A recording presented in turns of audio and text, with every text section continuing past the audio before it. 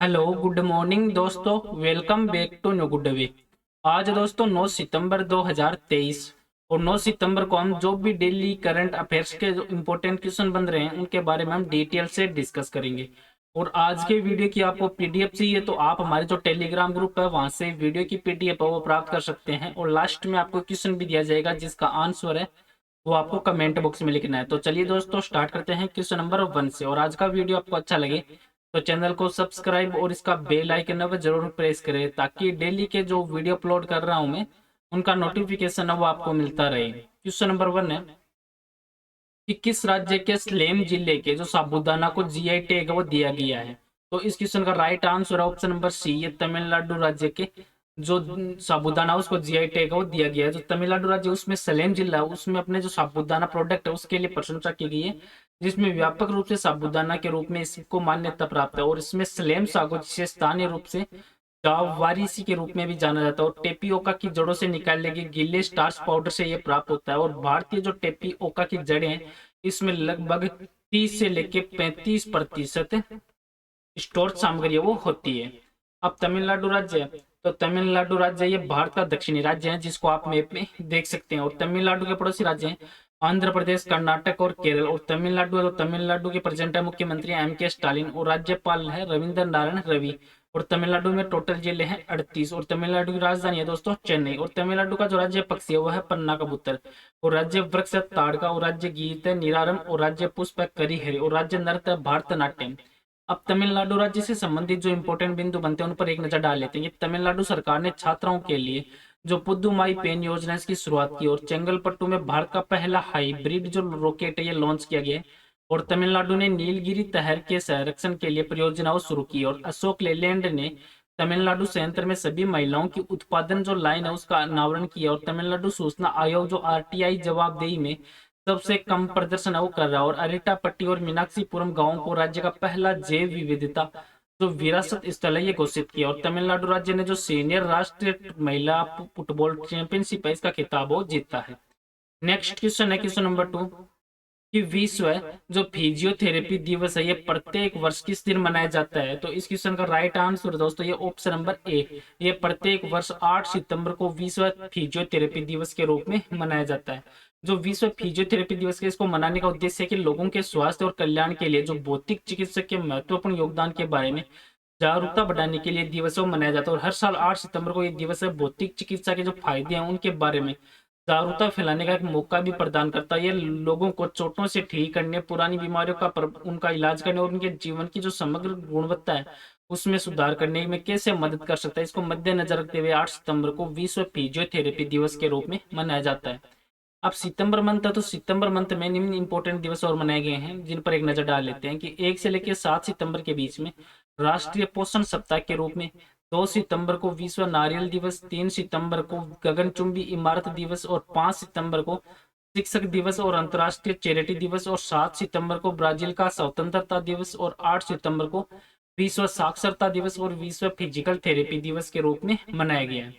Next question है question number 3 कि the life vision and songs of Kabir नामक पुस्तक है ये किसके द्वारा लिखी गई है।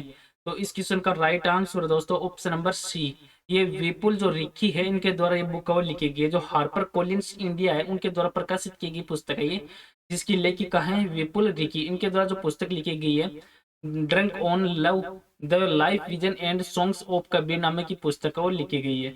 और ये पुस्तक है इसका उद्देश्य कि जो लोकप्रिय कवि हैं उनकी दृष्टि और उनकी कविता के माध्यम से जो रहस्यवादी कबीर जो कवि कबीर है उनके जीवन को चित्रित हो किया गया है और जिसमें बड़े पैमाने पर इनको अनुवादित भी इसमें किया गया है। और हाल में कौन सी बुक है वो किसके द्वारा लिखी गई है उन पर भी एक नजर डाल लेते हैं कि शशि शेखर वेम्पति के द्वारा जो कलेक्टिव स्प्रिंट कंक्रीट एक्शन नामक की पुस्तक का विमोचन किया गया। और ब्रिटिश अर्थशास्त्री मेघनाथ देसाई ने the poverty of political economics नामक पुस्तक लिखी गई। और श्री रंगराजन के द्वारा forks in the road my days at RBI and beyond नामक की पुस्तक लिखी गई। और जेपी नड्डा ने Modi shaping a global order in flux नामक की पुस्तक और लेखिका मानसी गुलाटी ने अपनी पुस्तक जो मिरेकल ऑफ फेस योगा का विमोचन किया है। और शेन वॉटसन के द्वारा लिखी गई पुस्तक है विनिंग द इनर बैटल। और मिशेल ओबामा के द्वारा the light we carry overcoming in uncertain times नामक ये पुस्तक, और ब्रिटिश इतिहासकार साइमन सेबाग इनके द्वारा लिखी गई पुस्तक है the world a family history नामक की पुस्तक। नेक्स्ट क्वेश्चन है क्वेश्चन नंबर 4 कि किस बैंक ने अपने सुपर प्रीमियम कार्ड जो ओरम है इसकी नई विशेषता है वो लॉन्च की है। तो इस क्वेश्चन का राइट आंसर दोस्तों ऑप्शन नंबर ए, ये एसबीआई कार्ड के द्वारा इसकी विशेषता है वो लॉन्च की गई है, जो समाज के प्रीमियम वर्ग जैसे हाई नेटवर्थ वाले व्यक्तियों के लिए है। और इस वर्दी के साथ जो ओरम है वो कार्ड धारक अपने खर्च के आधार पर सालाना जो 2 लाख रुपए तक का लाभ है वो उठा सकते हैं। और ओरम है ये कुल मिलाकर ओरम है वो कार्ड धारक जो है इसमें अधिक शानदार अनुभव की उम्मीद की जा सकती है। और इस बार जो इन्विटेशन ओनली कार्ड के जरिए ज्वाइनिंग और वार्षिक सदस्यता शुल्क है ये मात्र 9,999 रुपए इसमें रखा गया है, जो एक राशि जो कार्ड धारक के द्वारा कार्ड सदस्यता वर्ष में 12 लाख रुपए का खर्च करने का मील का पत्र हासिल करने के लिए इसमें वो रखी गई है। अब एसबीआई कार्ड है, तो एसबीआई कार्ड है तो इसका हेडक्वार्टर दोस्तों गुरुग्राम में, और इसके सीईओ हैं राम मोहन राव अमारा।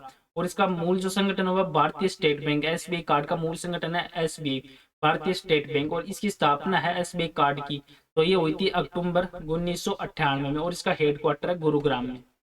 अब बैंकिंग से संबंधित जो इंपॉर्टेंट बिंदु बनते हैं उन पर एक नजर डाल लेते हैं कि पीएनबी ने पीएनबी जीएसटी सहाय ऐप है वो लॉन्च किया, और एक्सिस बैंक ने इन जो इन्फिनिटी सेविंग अकाउंट है वो लॉन्च किया, और एचडीएफसी बैंक ने मेरियट के साथ भारत का पहला को ब्रांडेड होटल क्रेडिट कार्ड है ये लॉन्च किया है। गो डिजिट लाइफ इंश्योरेंस को भारत में जीवन बीमा कारोबार के लिए इरिडा की मंजूरी मिली है, और बीओबी ने national stock exchange of India में अपने स्वामित्व का एक हिस्सा बेचने में अपने इरादे की घोषणा की है। और आरबीआई ने इंडियन ओवरसीज बैंक पर 2.2 करोड़ रुपए का जुर्माना वो लगाया, और बैंक ऑफ बड़ौदा ने अपने जो डिजिटल प्लेटफॉर्म पर जो इलेक्ट्रॉनिक बैंक गारंटी है इसको लॉन्च किया, और भारतीय रिजर्व बैंक ने कोहिमा में अपना उप कार्यालय वो खोला है। नेक्स्ट क्वेश्चन है क्वेश्चन नंबर 5 कि स्ट्रीट चाइल्ड्स क्रिकेट विश्व कप का आयोजन है ये किस शहर में किया जाएगा। तो इस क्वेश्चन का राइट आंसर है ऑप्शन नंबर डी, ये चेन्नई में इसका आयोजन हो किया जाएगा। जो स्ट्रीट चिल्ड्रन के लिए जो विश्व कप है ये क्रिकेट है पहली बार चेन्नई में आयोजित हो किया जाएगा, और ये इसका आयोजन ये 22 सितंबर से ले आयोजित होने वाला है। और ये जो United kingdom, Brazil, Hungary, Mexico, दक्षिण अफ्रीका, श्रीलंका और रवांडा से जो 15 से भी अधिक देशों के स्ट्रीट बच्चे हैं वो इसमें भाग लेंगे। और इस वर्ष भारत में जो आईसीसी वनडे विश्व कप क्रिकेट का भी आयोजन किया जाएगा। नेक्स्ट क्वेश्चन है क्वेश्चन नंबर 6 कि एशियाई टेबल टेनिस चैंपियनशिप 2023 में किस देश की पुरुष टीम ने कांस्य पदक वो जीता है। तो इस क्वेश्चन का राइट आंसर है दोस्तों ऑप्शन नंबर सी, ये भारत देश के द्वारा जीता गया। जो एशिया टेबल टेनिस चैंपियनशिप 2023 है इसमें पुरुष भारतीय टीम ने कांस्य पदक जीता, और कोरिया गणराज्य के में आयोजित ये जो चैंपियनशिप है इसमें भारतीय टीम ने सेमीफाइनल में जो चीनी ताइपे से हार गई है। और एशिया टेबल टेनिस चैंपियनशिप 2023 है इसमें जो पेरिस 2024 में ओलंपिक क्वालिफायर के रूप में इसको आयोजित किया गया है। अब स्पोर्ट्स से संबंधित जो इंपॉर्टेंट बिंदु बनते हैं उन पर भी एक नजर डाल लेते हैं कि एशियन कबड्डी चैंपियनशिप 2023 है इसमें फाइनल में ईरान को हराकर भारत ने खिताब जीता। और पार्थ सालों के यूथ वर्ल्ड तीरंदाजी चैंपियनशिप की जो रिकर्व कैटेगरी है इसमें गोल्ड जीतने वाले पहले भारतीय बने, और नीदरलैंड के पुरुषों ने दूसरा FIH हॉकी प्रो लीग का खिताब जीता है। आधव अर्जुन को बास्केटबॉल फेडरेशन ऑफ इंडिया का अध्यक्ष चुना गया, और बांग्लादेशी क्रिकेटर जो तमीम इकबाल ने संन्यास की घोषणा की है। और फीफा पुरुष फुटबॉल रैंकिंग में 100वें स्थान पर भारत पहुंचा, और दुबई में भारत की पहली महिला कबड्डी लीग है उमा कोलकाता चैंपियन वो बनी है। और दीक्षा डागर इन्होंने चेक लेडीज ओपन में दूसरा खिताब जीता है। क्रिस्टियानो रोनाल्डो है तो इन्होंने 200 अंतरराष्ट्रीय मैच खेलने का जो गिनीज वर्ल्ड रिकॉर्ड है वो बनाया। और भवानी देवी ने एशिया चैंपियनशिप में पदक जीतने वाली पहली भारतीय तलवारबाज बनी है। नेक्स्ट क्वेश्चन है क्वेश्चन नंबर 7 कि गति शक्ति विश्वविद्यालय वडोदरा इन्होंने किसके साथ एक समझौता ज्ञापन पर हस्ताक्षर किए हैं। तो इस क्वेश्चन का right answer option number A, ये एयरबस इंडिया के साथ एक समझौता ज्ञापन पर हस्ताक्षर किए गए। जो केंद्रीय रेल मंत्री हैं प्रेजेंट टाइम में अश्विनी वैष्णव, इनकी उपस्थिति में जो न्यू दिल्ली में जो गति शक्ति विश्वविद्यालय इसमें वडोदरा में स्थित है और एयरबेस के बीच में एक समझौता हुआ है, जिसमें इसके जो प्रेजेंट टाइम में कुलपति हैं प्रोफेसर मनोज चौधरी और एस बस जो इंडिया के अध्यक्ष है रेमी माइलार्ड, इनके बीच में समझौता पर हस्ताक्षर किए गए हैं। नेक्स्ट क्वेश्चन है क्वेश्चन नंबर 8 कि एक्सरसाइज ब्राइट स्टार 23 की मेजबानी वो कौन सा देश है वो कर रहा है।